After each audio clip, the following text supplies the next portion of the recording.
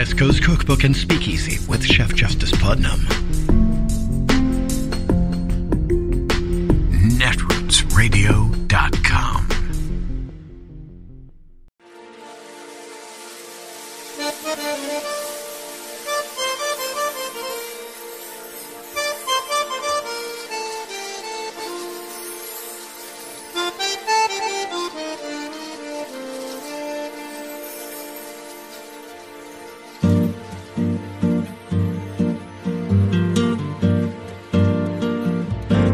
Je voudrais du soleil vert, des dentelles et des théières, des photos de bord de mer, dans mon jardin d'hiver. Je voudrais de la lumière, comme en Nouvelle-Angleterre. Je veux changer d'atmosphère, dans mon jardin d'hiver. Ma fleur sous la pluie de novembre, tes mains qui courent, je n'en peux plus de t'attendre. Les années passent, il est loin, là je tombe. Nul ne peut nous entendre. Je voudrais du Fred Astaire, revoir un latte. Joining us now is former U.S. Solicitor General under President Obama, Neil Katyal. And Neil, let's get right to it. I want to play a little bit more of what Bill Maher said. Take a look. Trump will run in 2024. He will get the Republican nomination. And whatever happens on election night, the next day he will announce that he won. Of the 15 Republicans running for Secretary of State in the key battleground states, only 2 concede that Biden won that election. These are the people Trump is going to call on in 2024 when he's a few votes short. Neil, that's not just a bit. It refers to real, true things happening. Your view on this tonight? Yeah, Bill Maher is right. I mean, these Republican leaders have to get a grip on reality. I mean, they're like some mushroom-taking college students who've lost any sense of what's real anymore. I mean, the facts are Donald Trump lost everywhere and bigly. I mean, 63 different court decisions against him. The U.S. Supreme Court, which is not exactly hostile territory to Donald Trump, said no to him time and again. And so I think Maher is right to say what's going on now is a new incarnation of what Trump tried before. It's kind of coup 2.0. 1.0 was their kind of, ham-handed military attack on the Capitol. 2.0 tries to use legal maneuvers like voting deprivations going on in Texas, like literally a bill in Arizona that will take the vote out of the hands of people for the president and put it in the state legislatures. And, all right, I don't think you might not even know who your own state legislators are. I mean, that is preposterous, but that's what they're doing. By any means necessary, they just want to get their guy elected. Yeah, and I'm curious what you think as a constitutional scholar as well, Neil, because one of the long-term benefits of federalism is supposed to be that certain things are handled better at the local level. We sometimes think of this as a liberal-conservative clash. But historically, liberals and conservatives even agree on certain things that just are rightly local and other things that they can debate should or should not be federal. We have a patchwork election system. And here, rather than it being something done by some local preference, there might be, say, just a nonpartisan reason relating to urban organization or rural distance, that you might have a systemic change in how you do it. Here, it's kind of an anti-federalist thing because it's just Donald Trump demanding something and all these local municipalities and states jumping lockstep to do it. I'm curious whether you see a kind of a hole in the system here. Yeah, I totally agree with everything you said. And I'd add to that, Democrats and Republicans used to agree on democracy, like that the greatest thing we have, our greatest privilege, is the ability to select our leaders. And now even that's up for grabs. And it's true, whenever they introduce one of these bills, they say, well, there's no technical provision in the Constitution that forbids this subclause or that subclause. But, Ari, and I know as lawyers, the Constitution, our laws, there's a spirit behind the laws, and then there's the letter of the laws.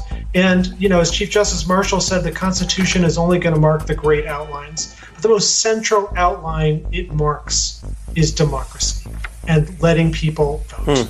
And what these people are doing is spitting on that spirit and undermining democracy. Very clearly put. We have an update to another story, and it involves things you said in public turning out to be true. So, Neil, if you're like any other human being or parent, I'm sure you won't mind this introduction, but there was some sort of Washington legal intrigue about what it meant when the Biden administration was signaling what they were going to do about Trump trying to hide behind executive privilege potentially, and then whether they overstated it, it was case by case. Here is a headline I want to update everyone with on a story we've been tracking. Biden blocks attempt by Trump to withhold White House documents from January 6 probe. The White House writing President Biden has determined any assertion of executive privilege is not in the best interest of the United States and therefore is not justified as to any of the documents. Legally, that's as big a slam dunk loss for Donald Trump you can get. Dunked on at the buzzer or blocked by Dikembe or whatever analogy one wants to use. There are many more knowledgeable sports people out there. But Neil, what you said proved to be true, that while they did change the language and say we're going to do this case by case, they did what you said they would do, which is, in this case, block Trump. Walk us through your thoughts now that we have this update. Yeah, so executive privilege is this zone of secrecy around the president, and it's meant to protect the institution of the presidency, not the personal defects of any particular president. And the minute that Donald Trump decided to turn his back on the democratic process, he stopped acting as the president and started acting like his small, hapless self. So I'm not surprised at all to see the Biden administration take this position. Now, we shouldn't be surprised also that Donald Trump will probably sue the National Archives trying to delay this, because delaying is really the only thing he's good at. And, the National Archives, is also the home of the Constitution, meaning it hosts two sets of documents Donald Trump would prefer that we all just ignore. But I do expect this to go to litigation. I think that the chances of Donald Trump winning are non-existent. He can't stall out the truth. He's the former guy, and the Supreme Court, I think, has been pretty clear in saying it's really much more up to the president incumbent to assert executive privilege. I mean, and some of these people he wants to assert executive privilege for, like Steve Bannon, they weren't even federal government employees. So, this is going nowhere. It's just your typical Donald Trump delay, unconstitutional, stop, telling the truth. And, it's remarkable, he recorded a video, Donald Trump, Ari, this weekend for Ashley Babbitt, the woman who died. And, of course, any loss of life is very sad to me. But in this video, Donald Trump calls for an investigation into what happened with Ashley Babbitt losing her life on January 6th, which, there you have it. It's the only time you'll ever hear Donald Trump call for an investigation into an officer-involved shooting. And on January 6th, the irony abounds. On one hand, he says executive privilege and can't turn anything over. On the other, he's calling for this investigation into Ashley Babbitt. Makes no sense. It is Tuesday, the 12th of October of 2021, and you are in West Coast Cookbook and Speakeasy. I am your chef de cuisine, Justice Putnam. Gunner, the English Bulldog, is our snoozing sous chef, and our daily special is Tarrytown Chowder Tuesdays. A small scant dash, a mere pinch of hot smoked Hungarian paprika will make all the difference in the world. Well, we got that tagline out of the way, didn't we? Hey, how you doing? John Gruden's no longer a coach. Apparently he resigned after, it was revealed that he's an old school coach. Whenever anybody talked about, he's an old school coach, I knew exactly what that meant. It meant that the guy was pretty much prone to using misogyny, sexism, racism, all the slurs you can imagine to motivate the players. So imagine what they do in their real lives. I'm just saying, okay? So whenever anybody said, Gruden sort of harkens back to that old school coach. Okay. And they kicked Kaepernick out of the NFL. For what? Same thing. Racism. Okay. Well, one was complaining about it, and the other was, saying, hey, racism? What's that? He did say he didn't have a racial bone in his body, which is a nice way of saying, I'm a racist. Racial? He just can't say racism because he knows what that means. Yeah, racial bone. Excuse me. If you have to say that, you're a racist. Yep. All right. Well, we got John Gruden out of the way. Maybe he was a motivator. Maybe. There's some question about his actual ability to coach, even though the Raiders have been doing fairly well this year. Fairly well. Really good. We'll see how long that lasts now. But that was rather quick, I would say. But it also says something about the Kaepernick case. They were much willing to sign off on a real, extremely large monetary settlement with Kaepernick just so they didn't have to go through the subpoena process. Because you know what that means? Yes, you do. It means discovery. And it looks like the same thing happened with old John Gruden there. I bet he was given a little monetary incentive to just move on down the road. Because old John's not going to be getting a TV gig anytime soon. Well, we'll see. They might start doing sports on OAN. You never know. And then they'll bring in John Gruden for that. Okay, well, what else is on our agenda? This slow-moving coup doesn't seem so slow to me, because it really seems like the coup bots, the coup trolls, the ones that have been around, well, I got to tell you, since Malheur, that's when I first noticed the uptick of the trolling and bots and whatnot. They're coming back, and some have never left because they're actual real people. That's why they are trolls. So, of course, I've had a troll, a stalker of sorts, on Facebook. And you can say, why am I on Facebook? Well, it's stupid, I know, but it's, sentimental reasons. My late son spent a lot of time there. I hate giving up that page. I know you can screenshot it, you can save it, all this other stuff. But it's also a place where it's an easy way to communicate with far-flung friends and family. Quick and easy.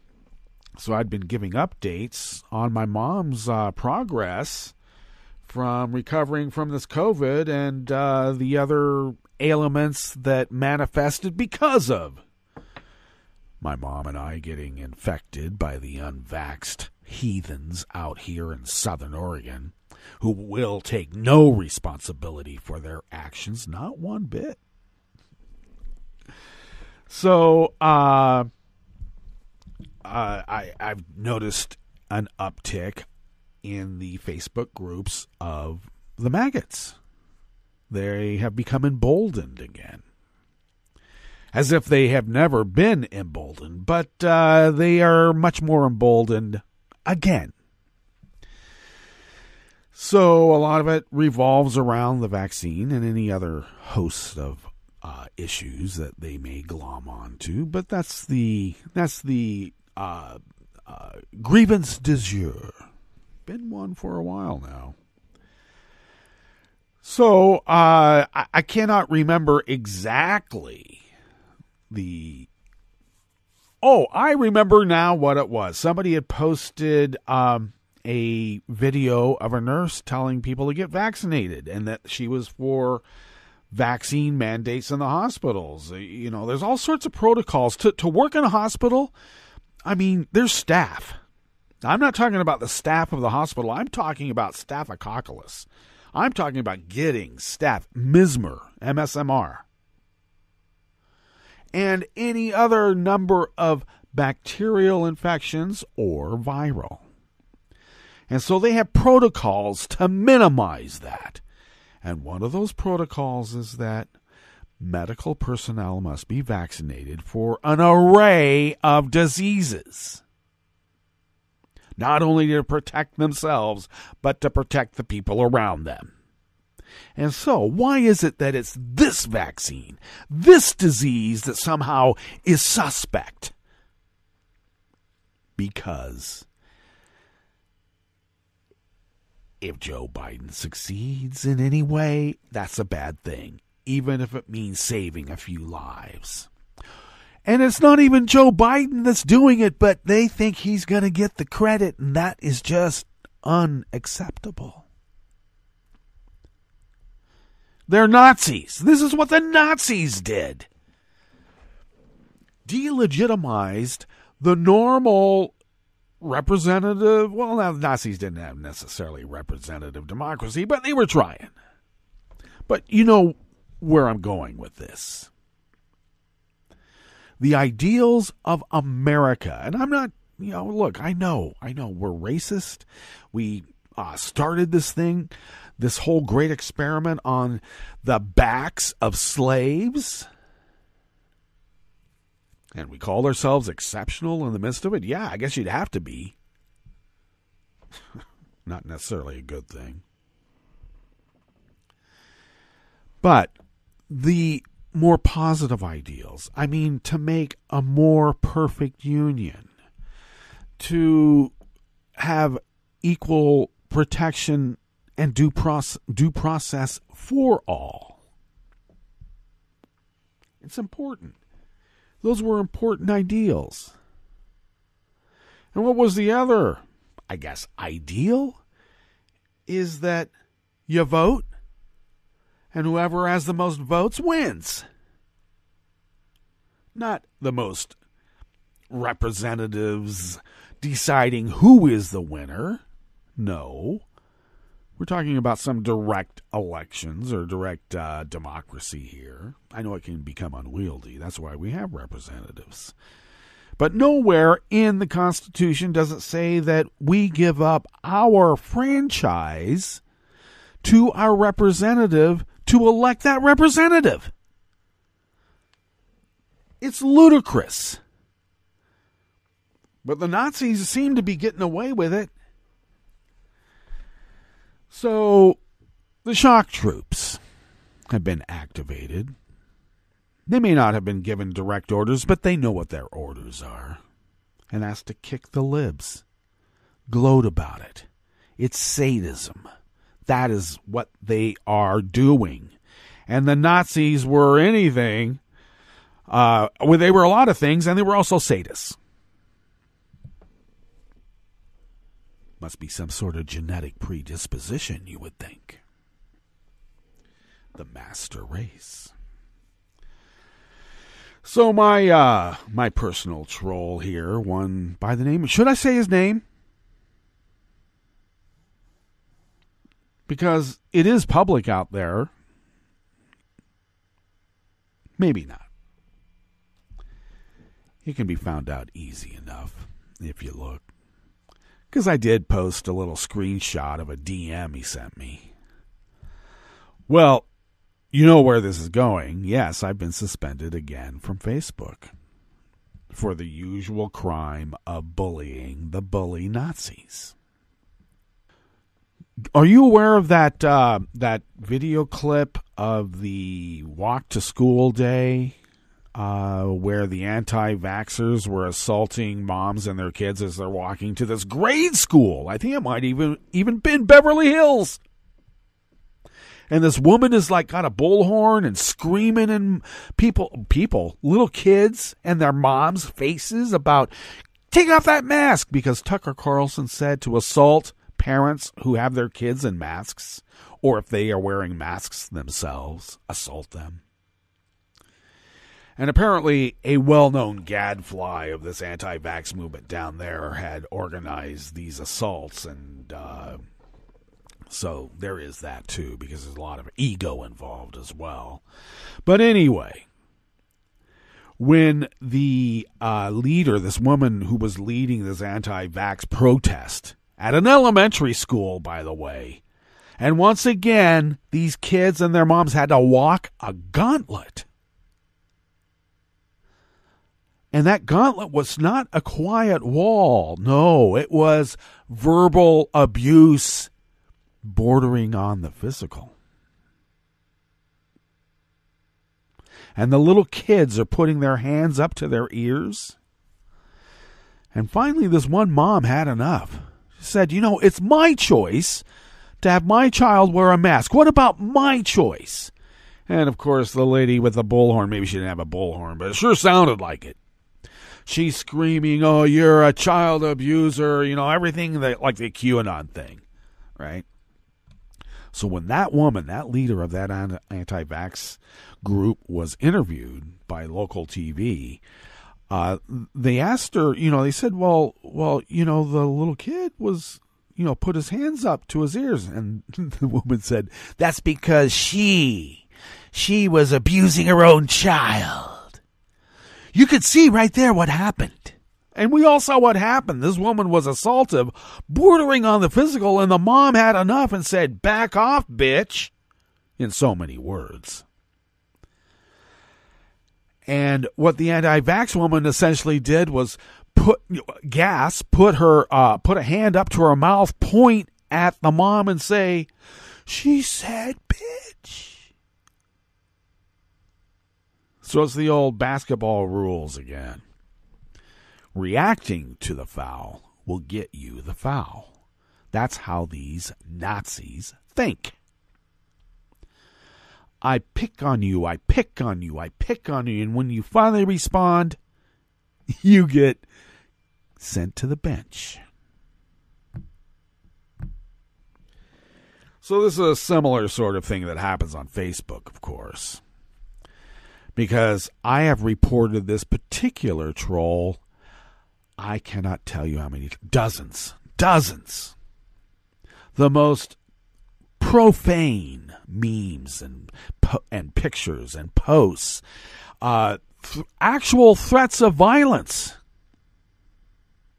Facebook in every instance says, he's not violating terms of use. Yet this same troll reported a GIF. I'm calling it a GIF. All right. I know some people say GIF, even the inventor of the GIF. I'm calling it GIF. All right. But what is that? Graphic interface something? Anyway, I posted a meme from Glee of a crying cheerleader when she's in the car crying in the rain. And that was reported as sexual abuse and advocating rape. Beyond me, I don't know who sees that. I appealed it, and it was, nope, that's sexual violence.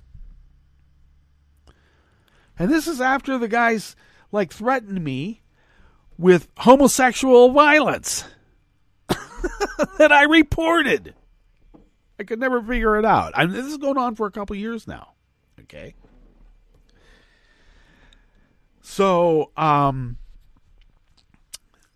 in this most recent event, I know I shouldn't have gone to the stupid group. I shouldn't have said anything.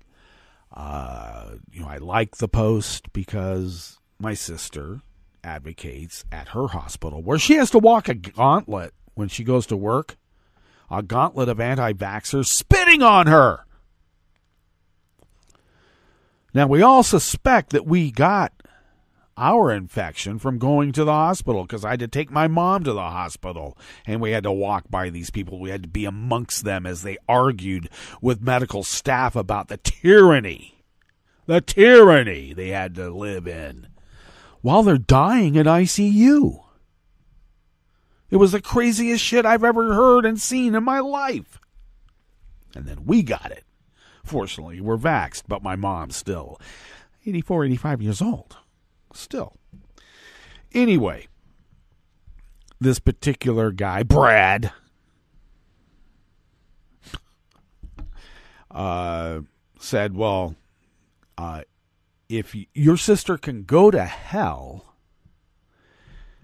Or how did he put it? I don't have the actual post in front of me, but it was one where he said, "There's people die every day, and people watch people die every day in hospitals, and your sister can go to hell if she can't take it." What? My sister put in 20 years in pediatric oncology at Chalks.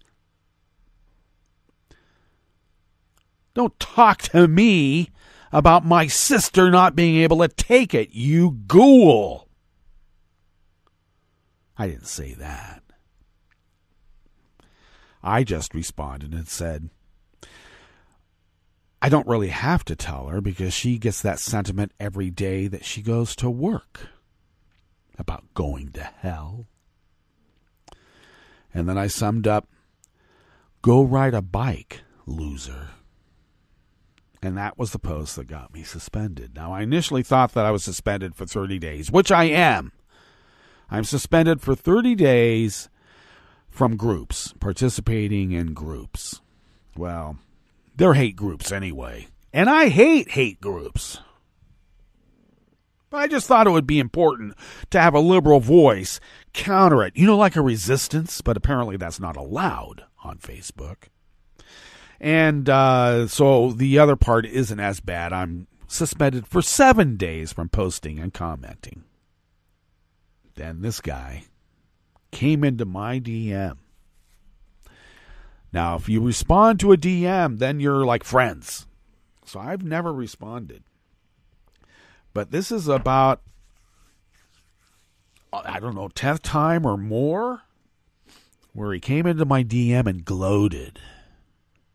It's just, I don't know, they're sadistic. Yeah, so, a little bit of a threat, and I did screenshot the DM and posted it on Twitter. Hope I didn't make a mistake about having his name out there, but maybe that's what it was. I don't know if Facebook saw it on Twitter, because I did. Actually tag or put at Facebook, but I figured that people who are like monitoring that, there's no monitor for that. But it was quite weird. So yeah, so the guy DMs me saying, "Oh my God, I can't stop laughing." And then he's got all these like laugh emojis. And then he says, "Hey, buddy, what's up? Ha, ha, ha." Then he has a picture flipping me off, like the little emoji with the finger. "Suck my ca, you fucking homo." You get the gist of what I'm saying. God damn, you are stupid. And I get suspended for being the bully. For writing a muted response or having a muted response of "go ride a bike, loser," is somehow bullying, but this guy does this. Well, I did notice that there was a notice when I checked my Facebook page, because there's certain things you can do still. And that guy, Brad, deleted that post. That little DM. And there was a notice, too. There's not a readily recognizable way to report a DM like that. Now, I was told you got to download the Messenger app, and then, so maybe I don't have that Messenger app in there. I thought I did. That's how you DM, I thought. But anyway, I was a little bit surprised when I saw that little DM that he sent to, stick the knife in my ribs a little bit more, gloat. It had been deleted. Yeah, I know I could block him and all that, but I kind of want some evidence so the guy gets suspended himself, because what does it take? What does it take? Okay, the only reason I was a little upset is because, once again, that's the way that we are readily sharing information about my mom's progress. And I did put that in the review to the Oversight Board, but as I looked at other decisions from the Oversight Board, they're actually dealing with much loftier concerns rather than the petty individual concern of like, look, you know, I'm a victim here. I got COVID and these guys are like attacking me because my mom and I got sick. And right there it says you're not supposed to do that in your terms of use. But I'm getting suspended for calling someone a loser? An anti-vax loon? All right. Well, boy, I've gone on a lot here. Geez, I better get into the curated part of the show before we just rant the whole hour away. We can't do that. We have order here. Okay. Hey, starting off in the Bistro Cafe, as we did at the top there, Trump will attempt to sue the National Archives in an effort to withhold White House documents from the January 6th commission. You know, coup 2.0. Yeah, indeed. Then on the rest of the menu, Trump-backed candidates face scrutiny after minimal vetting. And they should. This one really burns me up. Texas Governor Greg Abbott ordered a ban on private company vaccine mandates. What are you going to do? Arrest some doctors for requiring their staff wear masks during surgery? Come on. And a parent has sued a southwestern Wisconsin school district after her son contracted COVID-19 from a classmate. Yeah, this was after the school district said, you don't have to wear a mask. You don't have to sit far away from anybody. All right. I want to sue the counties here, Jackson and Josephine, for their culpability in getting my mom sick. After the break, we move to the chef's table, where Moderna has no plans to share the recipe for its COVID-19 vaccine. They say because, you know, they can scale up, and it would be better and easier for them to distribute, you know, rather than sharing and stuff, which just means that, you know, they want to make a lot more money. And New Zealand seeks to ramp up COVID-19 vaccinations amid persistent cases.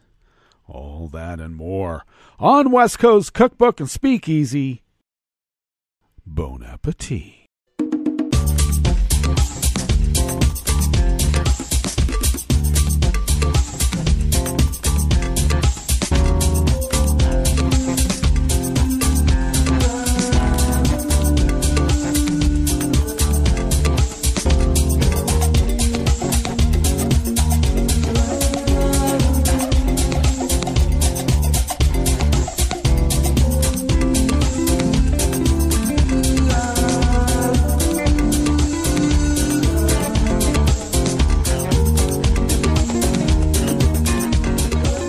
Since my morning grievance took so long, we'll forego the usuals, except to remind you that we do need money, so become a recurring Patreon of Netroots Radio. You can follow Netroots Radio on Twitter at Netroots Radio. Follow me on Twitter at Justice Putnam. Follow the show on Twitter at Cookbook West. And please pick up podcasts by way of Spreaker, Stitcher, TuneIn, iHeart, YouTube, iTunes, and wherever podcasts can be found. All right, so this first offering here in the Bistro Cafe of West Coast Cookbook and Speakeasy comes our way by the American Independent. And let's see, it's just taking a little slow to load here because I was a little bereft in getting it loaded up during the little musical interlude there. Oh, it's by the Associated Press by way of the American Independent. One has been accused of assaulting another White House aide. Another allegedly threatened his ex-wife's life, exaggerated claims of financial success, and alarmed business associates with his erratic behavior. A third has asked a judge to keep his past protection from abuse order sealed. Well, yeah, these are all Trump candidates, huh? As Trump wades into contested primaries across the country, he's trying to exact revenge and remake the Republican Party in his image. Wow, godlike.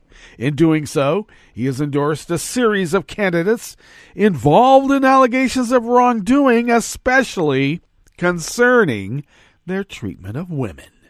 That's contributing to anxiety among some Republicans who worry that Trump is lending his powerful political backing only to those who flatter his ego. Well, welcome to the 21st century. Such candidates may be able to win GOP primaries in which the party's Trump-supporting base dominates, only to struggle in the general election. Well, there won't be a general election, so don't worry about it. And with control of Congress hinging on just a few seats, such missteps could be costly. Could be. It could be, but except, he's getting election officials to quit. He's getting city council people to quit. He's getting dog catchers to quit. And what are the positions being filled by? What? Yeah, maggots. Not who. What? There is no vetting process, at least not on policy and electability, said Dan Eberhardt, a GOP donor and Trump supporter who said the concerns extend to many corners of the party. The former president has little reason to be blindsided by the allegations facing some of the candidates he's endorsed. Some details would have turned up in basic background checks, similar to those required by many employers. Others were said to have been shared with Trump personally or circulated within GOP circles well before he made his endorsements. Well, I think actually that if you're a wife beater, that's number one on your resume, and he's going to back you.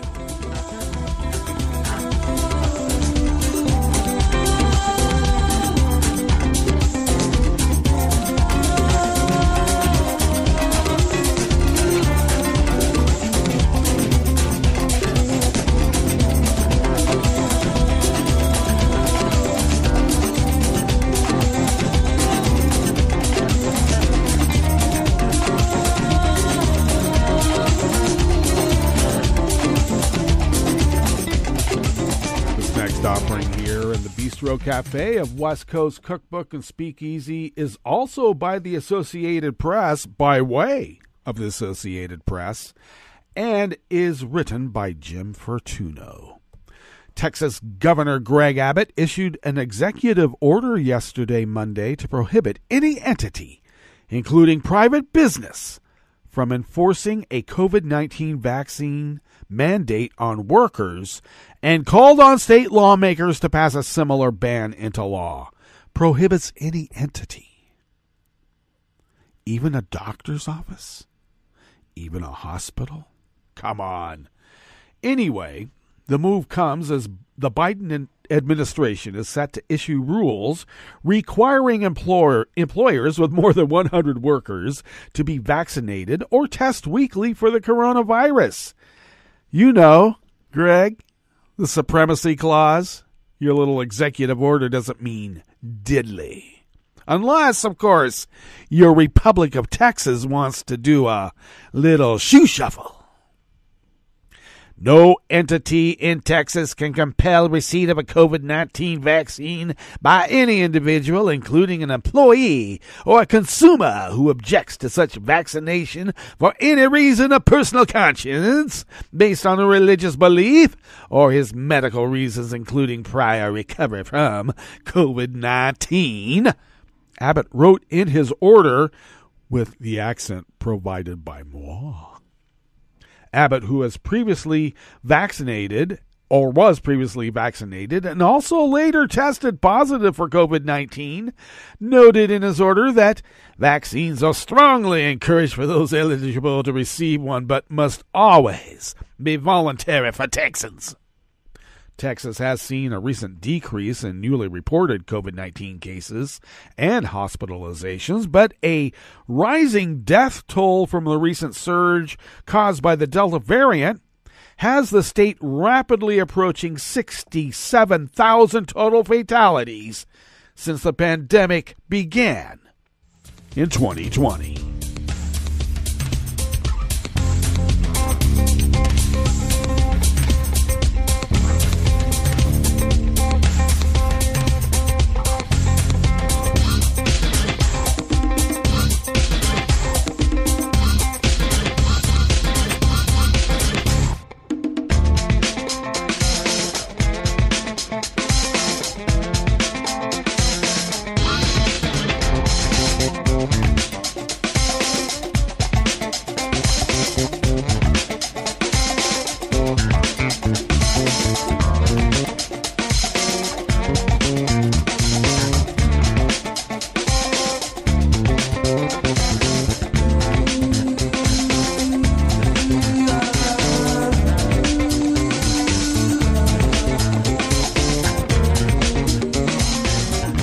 wrap at the Associated Press brings us this final offering here in the Bistro Cafe of West Coast Cookbook and Speakeasy. A parent has sued a southeastern Wisconsin school district after her son contracted COVID-19 from a classmate. Shannon Jensen filed the lawsuit in federal court against the Waukesha School District and School Board on October 5th. Jensen is seeking an injunction ordering the district to comply with U.S. Centers for Disease Control COVID-19 guidelines. According to the lawsuit, the board in May removed a student mask requirement and other COVID-19 mitigation measures. One of Jensen's son's classmates came to school with symptoms in September and did not wear a mask. Jensen's son was seated next to the sick student and was wearing a mask but still became infected. Jensen's other two sons later tested positive as well. School Board President Joseph Como declined to comment on the lawsuit. The Minocqua Brewing Company Super PAC is funding the lawsuit. The brewing company is owned by Kirk Bangstad, who has aired his frustrations about how Donald Trump's administration responded to the pandemic. He ran unsuccessfully against incumbent Republican State Representative Rob Swearingen last year. Well, good luck with him, and I hope the mom gets the suit through the court system. It would be good to see. All right, let's get to our break, and when we get back from that break, we will go through weather from around the world, and we will finish up with the stories that we've curated for you today. You are listening to West Coast Cookbook and Speakeasy, and we will be right back. You are listening to netrootsradio.com. Please hang up and try again.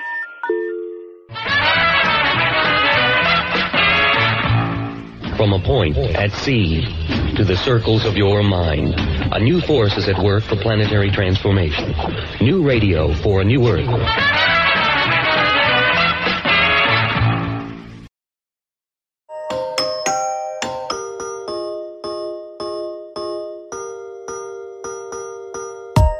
Hi, and welcome to COVID Quickly, a Scientific American podcast series. This is your fast-track update on the COVID pandemic. We bring you up to speed on the science behind the most urgent questions about the virus and the disease. We demystify the research and help you understand what it really means. I'm Tanya Lewis. I'm Josh Fishman. And we're Scientific American's senior health editors. Today we're going to talk about why vaccines are safe for pregnant people who are at higher risk of severe COVID. And the arrival of a new COVID antiviral pill that could cut the risk of severe illness. The CDC strongly recommends that pregnant people get vaccinated against COVID, yet here in the U.S., few of them have. And that's creating a dangerous situation for both parents and babies. That's right, Josh. Only about a third of pregnant people in the country have gotten their COVID shots, despite a growing pile of evidence that they are not only safe during pregnancy, but may save the parent's and baby's life. Freelancer Mariana Lanara reported on some of this research for SciAm earlier this week. Studies now show that pregnant people who get COVID are more likely to be hospitalized. One study that compared pregnant people with and without COVID found that those with the disease had a higher risk of preeclampsia, a form of high blood pressure, and preterm birth. Furthermore, pregnant people with COVID were 5 times more likely to be admitted to an ICU and 22 times more likely to die than those without COVID. The risk increases with the number of underlying health conditions, such as obesity or high blood pressure. And the Delta variant makes things worse. The CDC reported that a total of 161 COVID deaths had occurred in pregnant women as of late September, 22 of them in August alone. Lanaro talked to Romeo Galang, an obstetrician-gynecologist at the CDC. He said that this number represents the highest number of deaths in pregnant individuals in a single month of the pandemic. The good news is the vaccines are safe for pregnant people. An analysis of more than 3,900 pregnant people who got vaccinated found that they did not have higher rates of miscarriages, birth defects, or preterm births than those who were unvaccinated. Another study of more than 2,000 vaccinated pregnant people also showed that they had no increased risk to their babies. And contrary to some claims, the vaccines do not affect fertility, although COVID itself might. The CDC now strongly recommends vaccination either before or during pregnancy, saying the benefits outweigh the risks for both the parent and the baby. So if you're pregnant or thinking about getting pregnant, now is the time to roll up those sleeves. Now we're at the part of the show when every few episodes I get Josh to pronounce a complicated drug name. Ready, Josh? Bring it on, Tanya. Okay, go for it. It's molnupiravir this time. Molnupiravir. How did I do? Sounded pretty good to me. Now, can you explain what it does against COVID? It's a pill, and it may keep some at-risk people from getting severely sick and dying if they take it soon after they're infected. There was a cascade of headlines about the drug last weekend. Merck, the drug company that owns rights to the pill, put out a press release. It said that in people with at least one COVID risk factor, such as being over 65, molnupiravir cut the likelihood of hospitalization and death from about 14% to about 7%. Basically, it cut that danger in half.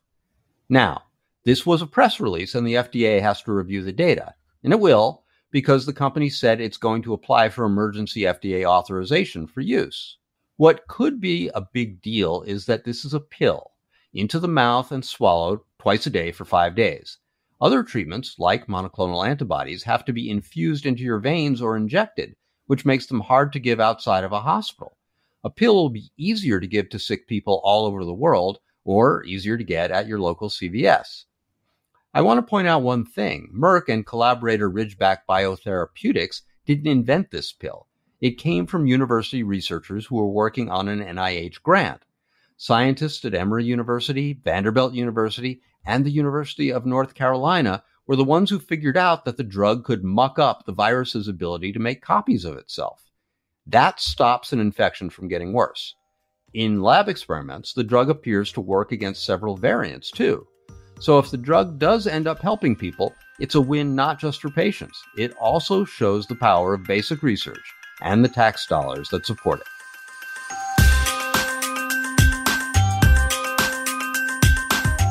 Now you're up to speed. Thanks for joining us. Come back in 2 weeks for the next episode of COVID Quickly, and check out SciAm.com for updated and in-depth COVID news.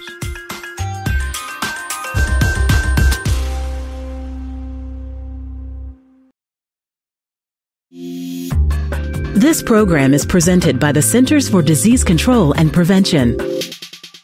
Colorectal cancer is the number 2 cancer killer of men and women in the United States, but it is preventable.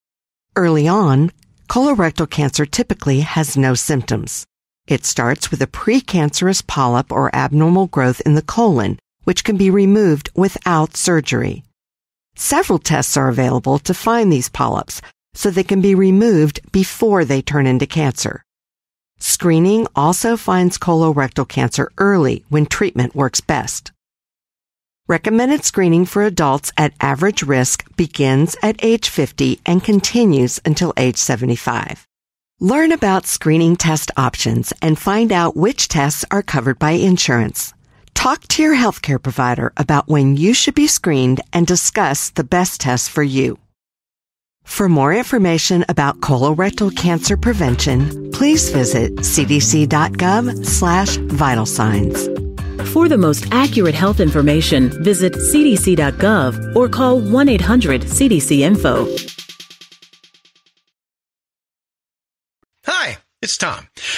Could we humbly suggest your donation to netrootsradio.com? All we've got to run this 24-hour powerhouse of progressive resistance radio is what comes out of our own wallets. And you are our biggest donor.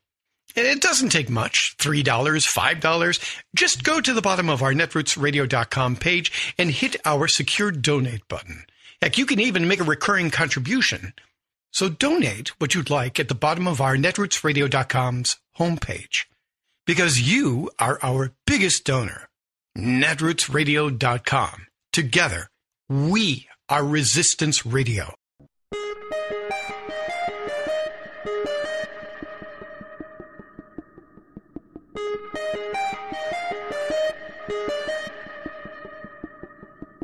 I'm Rick Smith, and this is Labor History in 2. On this day in labor history, the year was 1899. That was the day union miners in Mount Olive, Illinois, began commemorating Miners' Day. Every year, thousands came into town for a parade, music, and speeches. Mount Olive was the site of the only Union-owned cemetery in the United States, established by UMWA Local 728 in the aftermath of the Verdun Massacre. A year before to the day, striking miners had been killed in a shootout with company goons attempting to herd scabs into the mines in Verdun, Illinois. But, as Mother Jones biographer Elliot Gorn notes, the train never unloaded its cargo, and the company was forced to settle. The Union hoped to erect a gravesite monument commemorating those miners who had been killed at Verdun, but they were refused by those who considered the fallen miners to be murderers and not martyrs. That's when the United Mine Workers established the Union Miners Cemetery, and on this day, 10,000 turned out for the Union's memorial ceremony. The United Mine Workers unveiled a monument dedicated to the fallen Verdun miners E.W. Smith, Joe Gitterly, Ernest Kramer, and E.F. Long. The day was filled with parades, music, laying of wreaths, and speeches. Haymarket widow and radical activist Lucy Parsons was among the speakers. In his book, Death and Dying in the Working Class, Michael Rossnow notes that her presence drew a direct connection between the fallen miners and the Haymarket martyrs, cut down while advancing the cause of labor. Thousands traveled to Mount Olive every year for celebrations, including Eugene V. Debs, miners leader John Mitchell, and Mother Jones. In 1923, Mother Jones asked to be buried with her boys, noting they are responsible for Illinois being the best organized labor state in America. Labor History in 2 brought to you by the Illinois Labor History Society and The Rick Smith Show.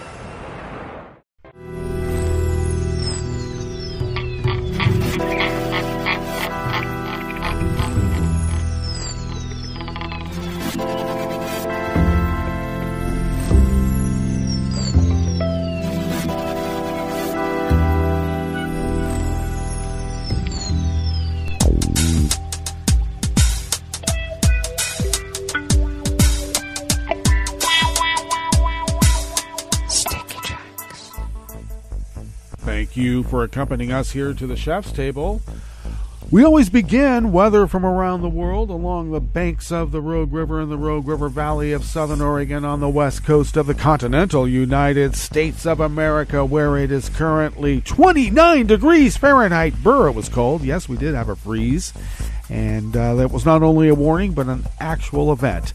A mix of clouds and sun early today, followed by cloudy skies this afternoon with highs near 60. And then occasional light rain tonight with lows in the low 40s. And expecting a little bit less than a quarter of an inch. Winds light and variable. Sunshine and clouds tomorrow with clouds mixed and a high of around 58. Winds out of the northwest at 5 to 10. Confirmed cases of coronavirus in Jackson County in the southern part of Oregon now stands at 224,006, with deceased confirmed at 295.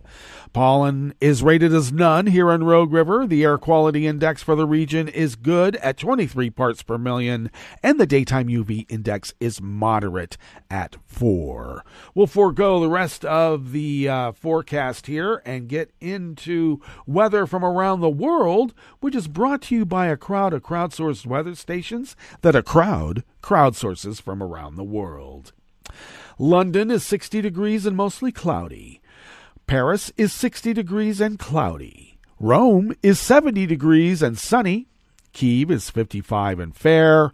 Kabul is 56 and clear. Hong Kong is 74 and mostly cloudy with wind. Tokyo is 65 and cloudy. Sydney, Australia is 60 degrees and cloudy. San Francisco, California is 54 degrees and sunny. And New York is 65 degrees Fahrenheit and cloudy. And that is weather from around the world, brought to you by a crowd of crowdsourced weather stations that a crowd crowdsources from around the world.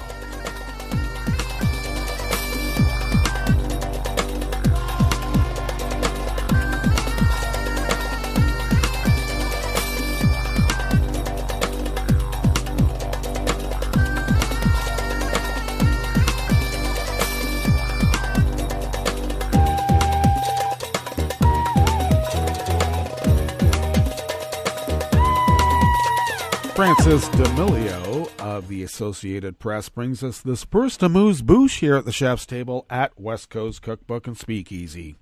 Moderna has no plans to share the recipe for its COVID-19 vaccine because executives have concluded that scaling up the company's own production is the best way to make more money, but they're saying to increase global supply. In an interview with the AP, the CEO of the company also reiterated a pledge Moderna made a year ago not to enforce patent infringement on anyone else making a coronavirus vaccine during the pandemic. The UN Health Agency had pressed Moderna to share its vaccine formula. The CEO said the company analyzed whether it would be better to share the messenger RNA technology and determined that it could expand production and deliver billions of additional doses in 2022. Asked how successful he thought others might be if they started from scratch using Moderna patents, he declined to speculate, but it's hard for me to imagine that they would be able to get any meaningful scale in a short time frame at the quality we would be able to do as a certainty. Asked about criticism that Moderna has been furnishing its vaccine mainly to wealthy countries while low-income countries clamor for the product, the CEO said the company supplied a quite significant output to poorer nations through its work with the U.S. government, which contracted early in the pandemic with the company for doses.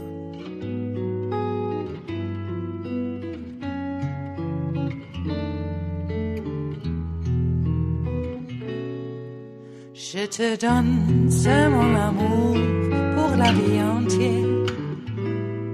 La promesse de me trouver à tes genoux. Aussitôt que tu m'appelles, rester toujours fidèle. C'est tout, c'est tout.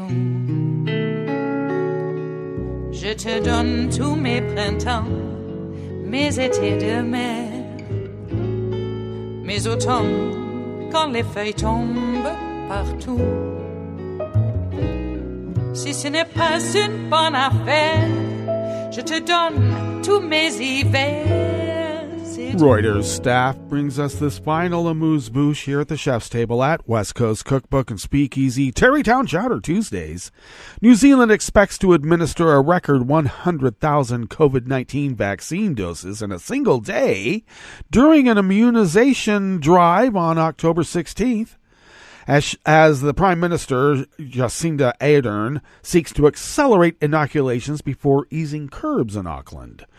Ardern said today that she urged the country's population over 12 years of age to roll up sleeves for New Zealand and help make us one of the most vaccinated and therefore protected countries in the world.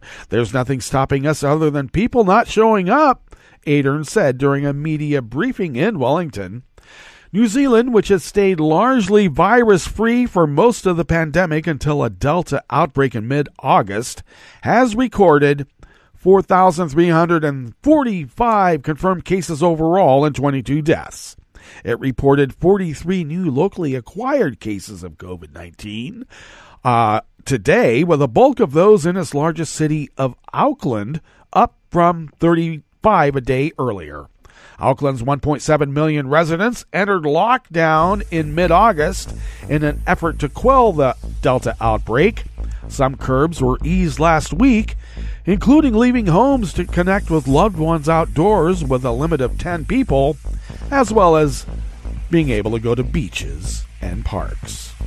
Well, that brings us to the end of our broadcast period for the day, but you do know Netroots Radio broadcasts on, and we will meet up tomorrow for Smothered Benedict Wednesdays. So do stay tuned to Netroots Radio all day and all night for all the breaking news as it breaks, and we'll meet up here tomorrow, right here in West Coast Cookbook and Speakeasy.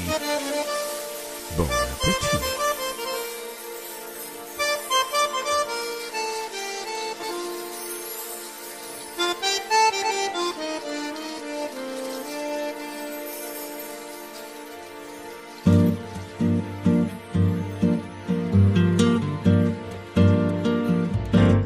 Je voudrais du soleil vert des dentelles et des théières, des photos de bord de mer, dans mon jardin d'hiver. Je voudrais de la lumière, comme en Nouvelle-Angleterre. Je veux changer d'atmosphère, dans mon jardin d'hiver. Ma robe à fleurs, sous la pluie de novembre, tes mains qui courent, je n'en peux plus de t'attendre. Les années passent, qu'il est loin, là je tombe. Nul ne peut nous entendre. Je voudrais du Fred Astaire, revoir un latte Goël. Je voudrais toujours te plaire, dans mon jardin d'hiver. Je veux déjeuner par terre, comme au long de golfe clair, t'embrasser les yeux ouverts, dans mon jardin d'hiver. Ma robe à fleurs, sous la pluie de novembre, tes mains qui courent, je n'en peux plus de t'attendre.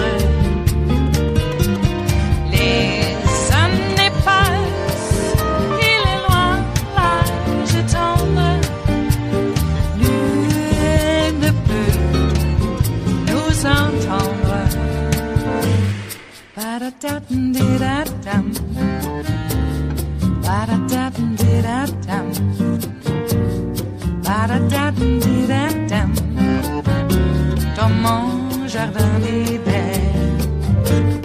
Ba-da-da-dum-di-da-dum, ba-da-da-dum-di-da-dum, ba-da-da-dum-di-da-dum, dans mon jardin d'hiver.